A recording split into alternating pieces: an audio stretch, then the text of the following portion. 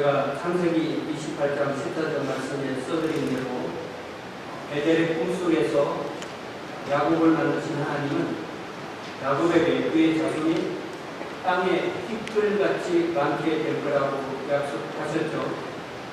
그러나 야곱은 별로 관심이 없었습니다. 야곱은 라헬만 사랑했는데 야곱 본인의 의도와는 전혀 다르게 야곱은 철저하게 라반에게 속아서 자기가 사랑하는 여자가 아닌 레아와 먼저 결혼하고 자기가 원하던 라헬과는 7일 후에 결혼하게 되었습니다. 하나님은 야곱과 레아 사이에 벌써 4아들을 주셨는데 그 4아들이 르우벤, 시몬, 레위, 유다죠.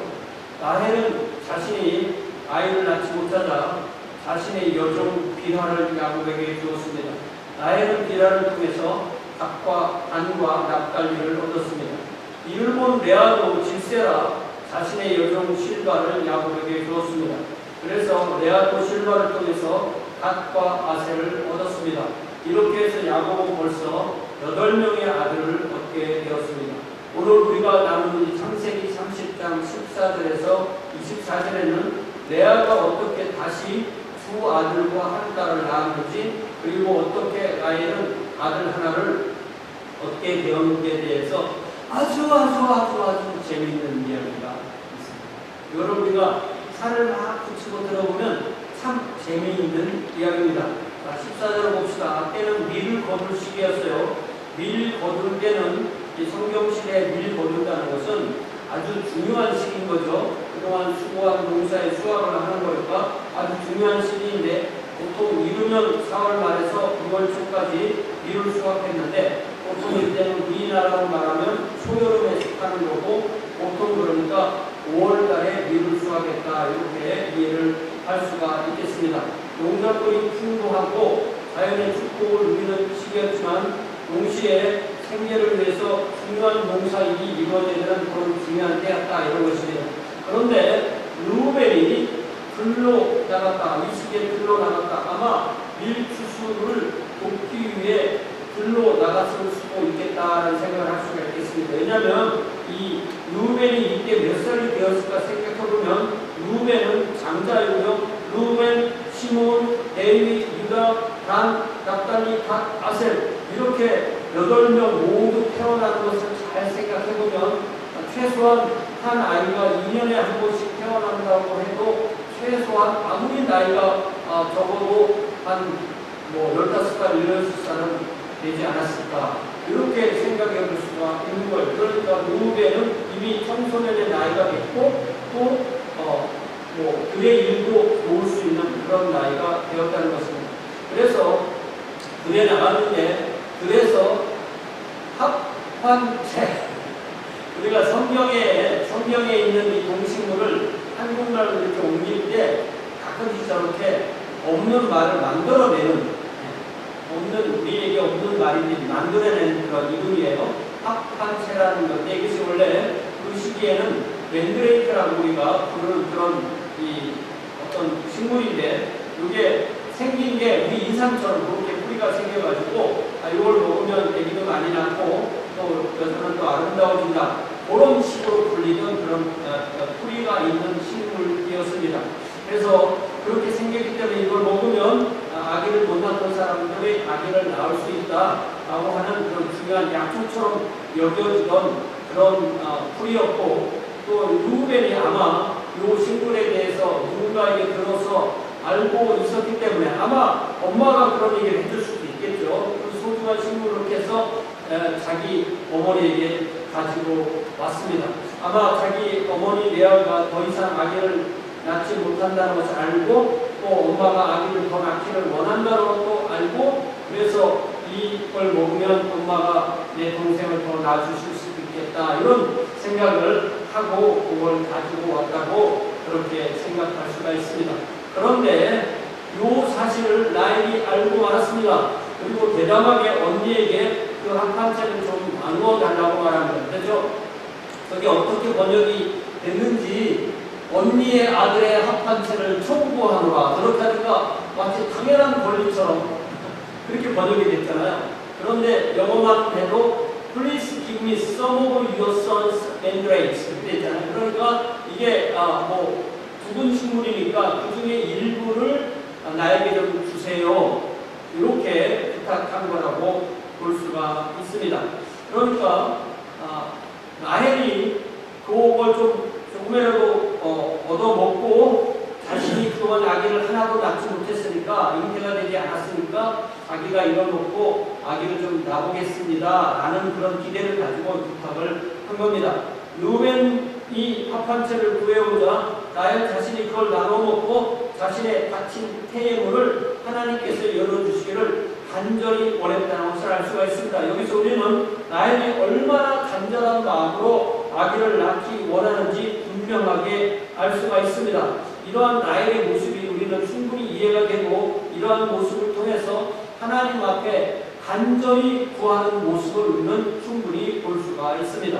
그런데 이에 대한 반응이 15절에 레아의 반응이 나오죠. 레아의 반응은 그동안 그녀에게 있었던 여러 가지 불평등, 억울함, 불만 같은 것을 잘 보여줍니다. 레아는 라헬이 남편 야곱의 사랑을 독차지하고 있다고 느꼈고 남편과의 관계에서 소외감을 느끼고 있다는 것을 분명히 드러냅니다. 레아가 뭐라고 말해요? 네가 내 남편을 빼앗은 것이 작은 일이냐 이렇게 말하면서 이게 남편도 내 남편을 더 뺏으려느냐 이런 식의 표현을 하게 되는 것입니다. 그게 무슨 말이냐면 이제 아내가 둘 있고 또 척처럼 된 사람은 2명이 있는데 이 야곱은 이 네 사람을 골고루 상대하지 않는 거예요. 주로 라헬과만 많은 시간을 보낸 것이고 그것에 대한 불만을 이렇게 표현하는 것입니다. 사실 우리가 정확하게 야곱의 첫 번째 부인이 누구냐라고 물어보면 레아가 먼저 결혼했잖아요. 레아가 라헬보다 7일 먼저 했고요. 결과적으로는 레아가 7일 먼저 결혼한 거예요. 그런데 레아 입장에서는 이 남편이 내 남편이다 이렇게 내가 더 우선이다 이렇게 생각할 수가 있는데 실제로 야곱은 라헬과만 시간을 보내기 때문에 훨씬 더 좀 불평등하다, 억울하다, 남편이 나를 사랑하지 않는다 이렇게 되는 상황에서 지금 내 아들이 구해온 합판죄까지 달라고 하느냐라고 이렇게 말합니다. 그래서 우리가 성경에 구체적으로 야곱이 평소에 주로 라헬과만 함께 시간을 보냈는지에 대한 부분이 명확하지는 않지만 이 구절을 통해서 레아가 라헬에게 남편을 빼앗겼다고 말한 것을 보면 야곱의 라헬과 훨씬 더 많은 시간을 보낸 것이 분명하다고 보입니다. 그렇다고 해서 나머지 세 아내와 전혀 또 같이 시간을 갖지 않았다고 할 수 없지만 라헬이 야곱의 주된 사랑을 받았고 레아는 자신이 상대적으로 소외되었다고 느낀 것이라고 충분히 이 상황을 이해를 할 수가 있습니다. 그랬을 때 뭐라고 라헬이 반응하냐면 그러면 언니 아들의 합판차를 나한테 나눠주는 대신에 오늘 밤에 내 남편을 언니가 함께 시간을 보내세요. 이렇게 얘기합니다. 라헬의 제안은 그러니까 단순히 한 번의 기회를 양보하는 것보다는 자기가 이거를 이 합판체를 꼭 좀 먹고 내가 자식을 낳아야 되겠다. 그러기 위해서는 내 남편을 이렇게 양보할 수 있다. 이렇게 생각한 것입니다.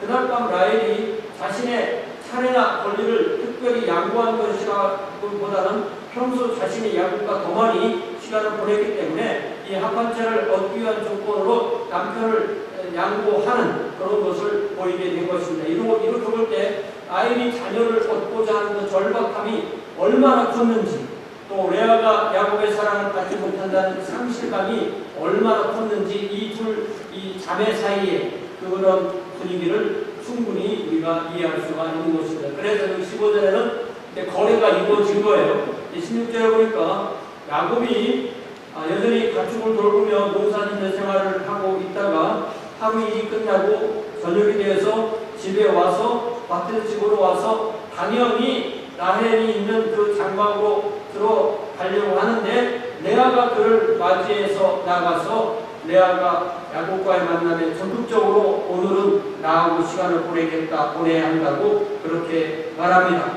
야곱에게 직접 말을 하기를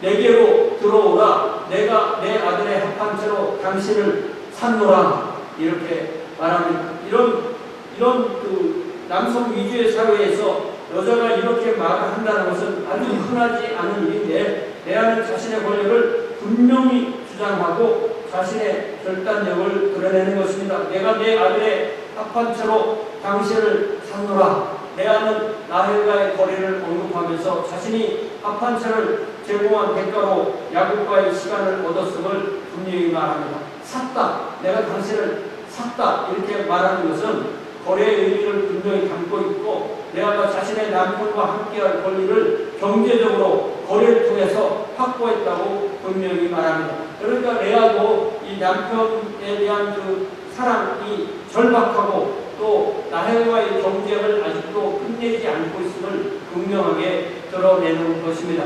이렇게 레아는 라헬과의 경쟁 속에서 야곱의 사랑을 얻고자 하는 자신의 절실한 마음을 드러냅니다.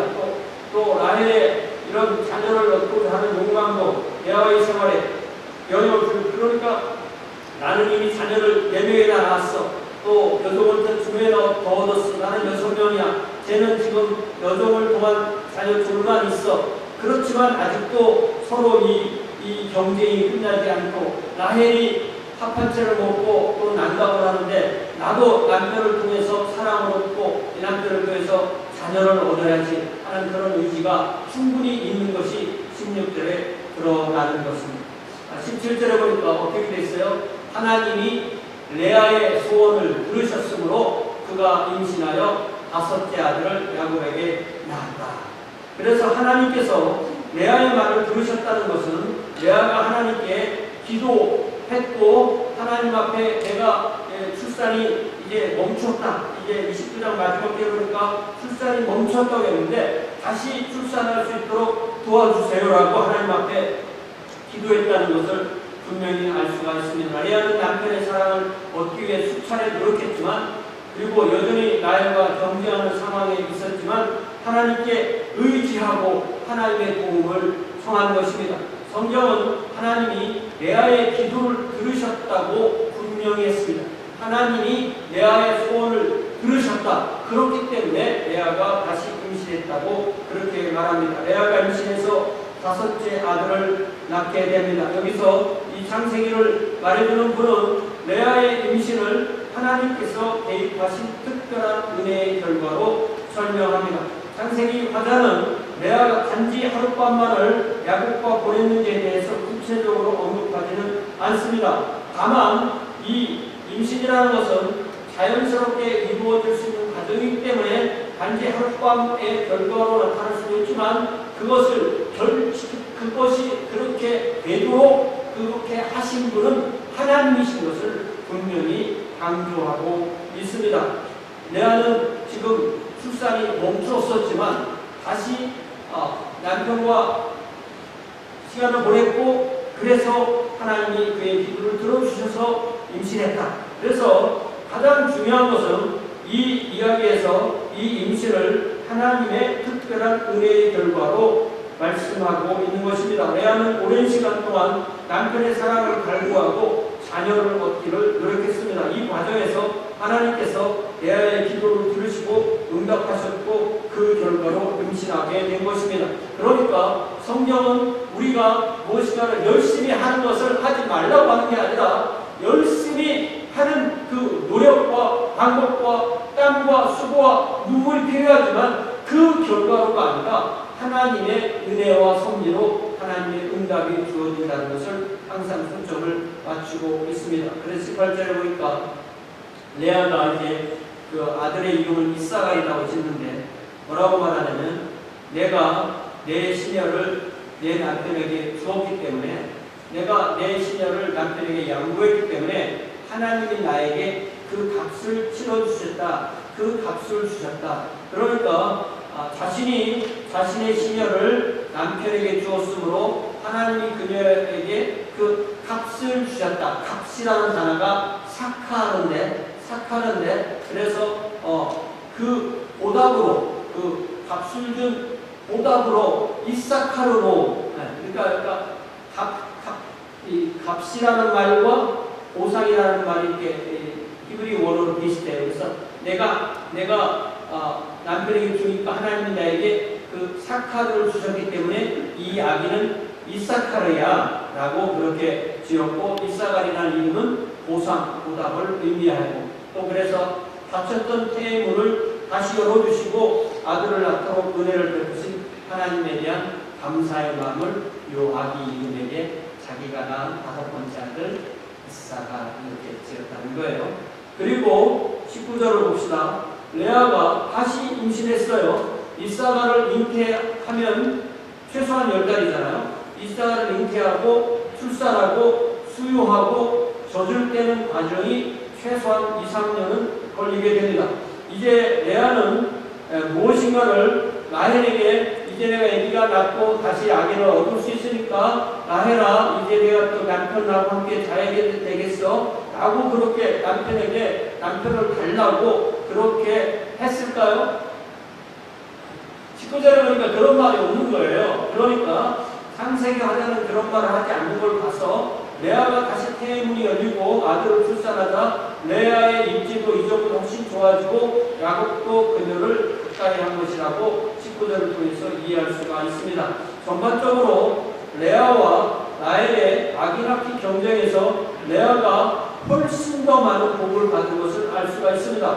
야곱은 레알보다 라헬을 훨씬 더 사랑했지만 하나님의 복은 라헬보다 레아에게 훨씬 더 많이 부어진 것으로 우리는 이 이야기를 이해할 수가 있습니다. 이것은 인간적인 사랑을 적게 받아도 하나님의 사랑을 훨씬 더 많이 받을 수 있음을 보여주는 좋은 예입니다. 외적인 미모로 볼 때 라헬이 레아보다 훨씬 예뻤고, 사랑으로 볼 때도 야곱이 라헬을 훨씬 더 많이 사랑했지만, 그러나 결과는 하나님의 복은 레아가 훨씬 더 많이 받았다는 것입니다.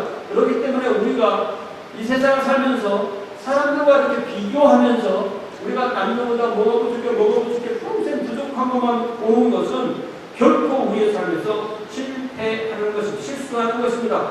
우리의 삶에서 그렇기 때문에 가장 중요한 것은 복의 근원이 되시는 하나님의 은혜를 받는 것이 우리에게 제일 소중한 이 은혜의 은혜를 받는 길이라는 사실을 이를 통해서 알 수가 있습니다. 그래서 20절에서 다시 레아는 자기가 6번째 아들을 낳고 하나님이 내게 후한 선물을 주시구나.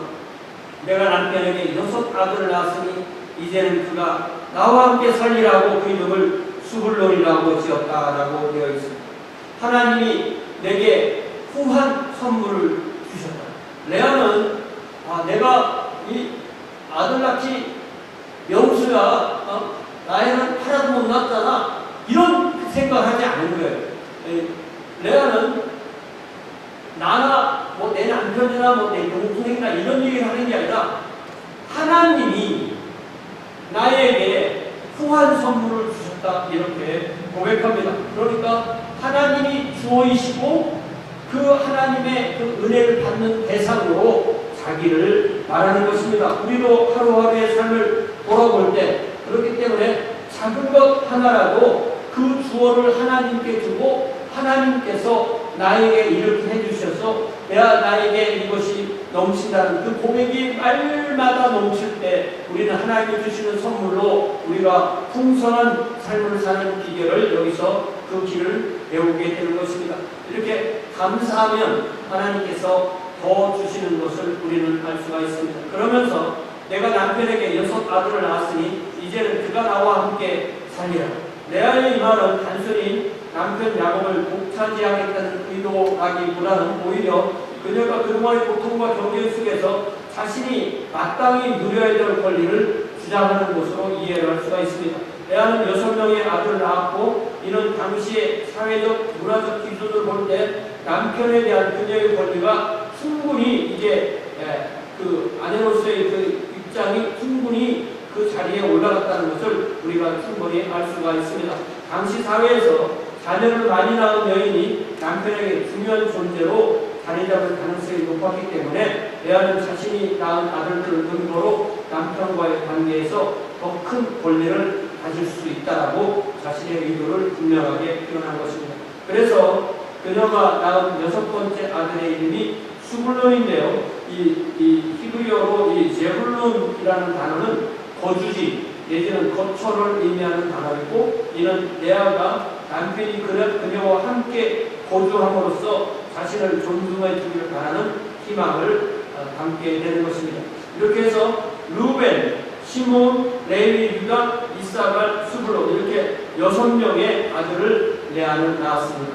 아직까지 라헬은 단 한 명의 자녀도 낳은 적이 없습니다. 라헬의 심정이 어땠을까요? 합한 채도 가지가 멀잖아요. 그런데 벌써 지금 2, 3년이 지났잖아요. 아직 아무런 소식이 없는 것입니다. 그런데 여기서 이야기가 그치는 것이 아니라 21절에 보니까 21절 한번 보가 시작. 그 후에 그가 딸을 낳고 그의 이름을 디나라 하였다. 그러니까 지금까지 야곱에게는 모두 10명의 아들이 태어난 거예요. 그리고 6 아들을 낳은 레아가 이번에는 딸을 낳았는데, 레아는 그 딸 이름을 디나라고 짓습니다. 디나라는 이름이 심판받은 변호된 이런 의미인데요. 이게 단이잖아요. 단이 그게 재판이라는 거거든요. 그러니까 단하고 디나가 이렇게 어느 정도 서로 연관되는 의미가 있습니다. 자, 이게 아들 10 낳고 딸 하나 낳는데 여러분 어떻습니까? 이 딸이 한 명밖에 안 태어나서 기록을 안 한 것 같아요. 아니면 딸들이 많이 있지만 뺐고, 오늘을 뺀다는 게 아니라 옛날에 뺐다는 거예요.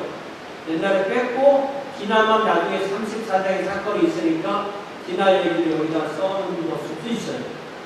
꼭 그렇다는 건 아니에요. 그러니까 아들이 12명이고 딸이 1명, 총 13명의 자녀 이렇게 이해돼요. 안전합니다. 그러나 우리가 당대의 문화를 생각하면 딸들도 그만큼 있을 수도 있는 거예요. 우리 어머니는 가끔씩 제가 불효자라 그런지 저에 대해서 좀 제가 이렇게 외국에 활동한 나가 있어서 그러시는지 아니면 평소에 철학인지 몰라도, 우리 어머니는 아들들은 그냥 쓸모가 남들하고 얘기할 때 나하고 아들이 있어 이 정도 얘기만 하면 남자 아들에 대한 쓸모는 다 끝났다고. 그렇지만 딸이 없는 그 엄마의 심정은 하나님도 모르고 사람도 모른다, 이런 말씀을 가끔 하셨어요. 또 물론 뭐 말이 뜻이 그런 건 아닐 수도 있는데 어쨌든 그런 말씀을 한 것을 제가 기억을 합니다. 그렇지만 요즘은 뭐 이렇게 남아 여와 이런 거 안 따지죠. 우리가 다 있으면 좋은 거예요. 그런데 성경 시대는 우리가 분명히 이 사람을 카운트할 때 남자 성인 위주로 카운트한 거예요. 그래서 여자 아이가 태어나는 거에 대해서 그렇게 자세하게 이야기하지 않습니다. 그러나 성경에 보면요, 이미 갈라디아서 3장 28절에 보니까 그리스도 안에는 유대인이나 헬라인이나 어떤 인종차별도 없고, 자유인이나 종이나 어떤 신분차별도 없고, 남자나 여자나 어떤 성차별도 없는 온전한 신앙 공동체를 이루는 것이 그리스도를 따르는 사람들의 가장 이상적인 모습이라고 분명히 알려주셨습니다. 우리는 성경대로 해, 우리는 성경을 따라 성경대로 살 거야 라고 하는 것이 성경 시대의 문화를 따라간다는 게 아니에요. 성경 시대의 문화를 따라가면 훨씬 더 여자들의 권리가 없어요. 성경 시대에. 그렇기 때문에 성경을 따른다는 것은 성경을 통해 하나님께서 창조와 예수 그리스도의 구속으로 세워주신 그 하나님의 그 말씀의 원리를 지금 우리 사회에 적용하는 거예요. 그렇게 될 때 이러한 평등한 사회, 하나님께서 원하시는 그 사회의 문화가 이루어지게 되는 것입니다. 자, 이제 22절을 보세요. 같이 읽어봐. 시작. 하나님이 라헬을 생각하십니다. 하나님이 그의 소원을 들으시고 그의 때를 내서 이렇게 되어 있죠. 드디어 하나님이 라헬을 생각하신 것입니다. 이게 결혼하고 얼마쯤 지났을 것 같아요? 최소한 한 20년 지납니다. 대사령은 아이들이 10명, 11명 태어나는 거니까 이렇게 뭐 비슷한 시기에 태어난 애들이 있다고 쳐도 최소한 10명이 태어났기 때문에 최소한 20여 년이 태어난 후에야 돼서야 라헬은 첫 아들을 얻게 된 거예요. 도대체 하나님은 아브라함과 사라 사이에서도 아들을 준다고 하고 준다고 하시고 25년을 기다렸잖아요. 라헬도 잘 따져보면 20년을 기다린 거예요. 또 이삭과 리브가도 20년을 기도했어요. 도대체 하나님은 왜 이렇게 약속하시고 미루시느냐 이거예요. 그러니까 우리가 절대로 때를 정하고 기도하지 마세요. 때를 정하고 기도하면 자기 혼자 정해놓고 하나님이 약속 안 지킨다고 해요. 그건 자기가 걸려 넘어지는 방식이에요. 하나님께 주신다고 했으면 믿고 기도하는 거예요. 하나님은 라헬에게 무엇을 원하시고 무엇을 주시기 위해서 이렇게 하실까요? 라헬은 이전에 비라를 야곱에게 주기 전에 그의 어머니를 시기해서 남편 야곱에게 내게 자식을 낳게 하라. 그렇지 않으면 내가 죽겠노라. 요 말 한 때도 벌써 한 10년도 지났을 때예요. 또 기도도 했겠죠. 또 남편을 괴롭히기도 했겠죠. 여종을 또 남편에게 주기도 했죠. 또 밥 한 채를 먹어본 것도 벌써 3년 4년 지나간 얘기잖아요. 그렇게 한 20년 가까이 자녀 없이 지냈습니다. 하나님은 그걸 통해서 라헬과 무엇을 하기 원하셨던 거예요. 이 라헬의 기다림은 하나님께서 하나님의 계획을 이루시기 위해서 그 시간이 하나님께 필요했기 때문이고 라헬에게 필요했기 때문입니다. 하나님은 하나님이 원하시는 시점에 라헬에게 아들을 주시려고 라헬이 원하는 시점에 주시지 않았던 것입니다. 라헬이 자기 의지와 자기 인간적인 방식을 넘어서 하나님께 온전히 순종하고 하나님의 때와 하나님의 방법을 따르게 하려는 의도가 있었던 것으로 이해할 수가 있습니다. 하나님의 타이밍은 사람의 생각과 다르며 하나님은 우리가 기다리고 신뢰하는 가운데 그분의 의도대로 하나님의 역사를 이루어 가십니다. 라헬은 처음에 언니 레아와 비교되며 시기심과 자녀를 얻으려는 욕망으로 자신의 어떤 내 남편이 나를 더 사랑하고 내가 더 예쁘고 내가 더 이렇고 내가 이러니까 내가 아기를 낳을 거야 이런 것이 얼마나 생각이 충만했겠어요. 비라를 야곱에게 주기 전에 내게 자식을 낳게 하라 그렇지 않으면 죽겠노라 말했던 것처럼 자신의 기름을 통해서 빠르게 자녀를 얻고자 했던 것입니다. 그러나 하나님은 이런 방법이 아니라 하나님의 방식으로 라헬에게 아들을 주시기 원하셨습니다. 이는 하나님이 인간의 수단이라 하나님이 인간의 힘으로 해결하는 시도를 넘어서 하나님의 뜻을 따르고 인도하시는 그런 특별한 과정이라고 볼 수가 있습니다. 그래서 하나님이 라헬에게 주신 그 자식이 누구예요? 요셉입니다. 우리가 성경을 읽으면 알지만 요셉은 후에 자신과 또 형제들과 아버지와 이 모든 이스라엘 민족의 구원자로 중요한 역할을 그것만 되나요? 이집트의 그 많은 사람을 살려내는 그런 중요한 역할을 하는 인물이고 단지 라헬의 자식이라는 의미를 넘어서 하나님의 구속의 계획에서 중요한 부분을 찾아낸 인물이 바로 이 요셉이 되었던 것입니다. 만일 요셉이 없었더라면 그냥 다 없어질 수도 있는 그런 상황이 되었던 거예요. 라헬의 기다림과 고통은 하나님의 위대한 계획을 성취하는 데 필요한 시간이었고 요셉은 하나님이 라헬에게 주신 가장 큰 축복이자 선물이 되었던 거예요. 그래서 23절에 보니까 그가 임신하여 아들을 낳고 이르되 하나님이 내 부끄러움을 씻으셨다 이렇게 고백합니다. 이 고백은 라헬의 내면적인 고통과 갈망을 잘 보여주며 그녀가 겪어온 기나긴 기다림과 고난 그리고 하나님께로부터 받은 축복을 잘 드러내는 것입니다. 그동안 라헬은 그 20년의 세월을 얼마나 부끄러움과 또 아기를 못 낳는다는 그런 낙인에 지쳐서 그렇게 살았을 것인가를 우리는 충분히 이해할 수가 있습니다.